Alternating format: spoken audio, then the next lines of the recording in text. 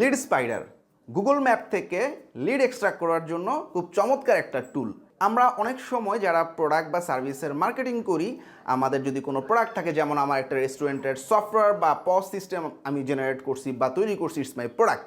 তো আমি মার্কেটিং করব যাদের রেস্টুরেন্ট আছে সেই সমস্ত রেস্টুরেন্টের ফাউন্ডার বা ওনারদেরকে। তাহলে আমার কি লাগবে? কিছু রেস্টুরেন্টের লিড লাগবে, লোকেশন বেসড।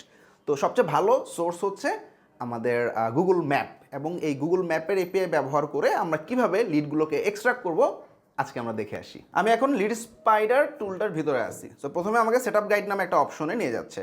সেটআপ গাইডে খুব সুন্দরভাবে দেওয়া আছে কিভাবে ম্যাপের এপিআই ক্রিয়েট করব। সো গুগল ম্যাপের এপিআই চাচ্ছে। সো আমরা গুগলের ক্লাউড কনসোল থেকে গুগল ম্যাপের এবং জাভাস্ক্রিপ্টের এপিআইটা আমরা জেনারেট করব, এবং গুগল ম্যাপের এপিআইটা জেনারেট করে আমরা কপি করব, এবং লিড স্পাইডারের ভিতরে আমি আমাদের এই এপিআই কিটা দিয়ে দিব।